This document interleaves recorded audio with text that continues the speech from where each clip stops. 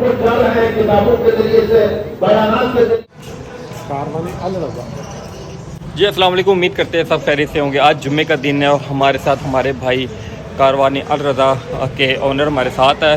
بھائی جان، آج جمعے کے حوالے سے آپ ہمارے دوستوں کو کیا پیغام دیں گے؟ اللہم صلی علی محمد وعلی محمد.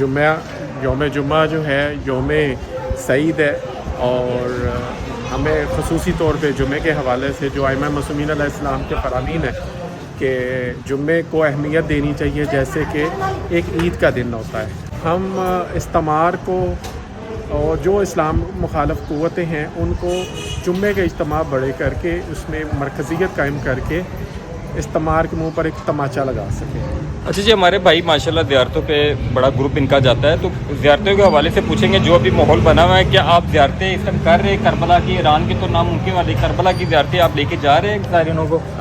دیکھیں، سچویشن یہ ہے کہ اس وقت کونسلیٹ آف ایران لاہور جو ہے وہ ویزا جاری نہیں کر رہی، اور دوسرے نمبر پہ بائی روڈ کے راستے وہ بند ہیں.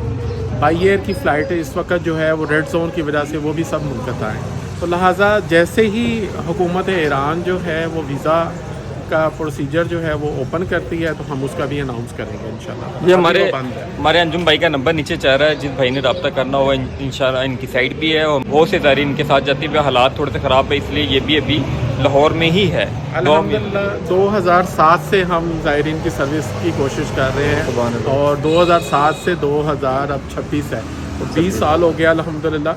تو ویزا، ٹکٹ اور گراؤنڈ پیکج کے لیے ہماری سروسز چلے گی. جی جمعہ پڑھتے ہیں، آپ سب کے لیے دعا کرتے ہیں، اور انشاءاللہ یہ امن ہو جائے ہمارے پورے دنیا میں، خاص کر مسلمانوں پہ جو ظلم ہو رہا ہے اس کے حوالے سے یہاں انشاءاللہ دعا کرتے ہیں.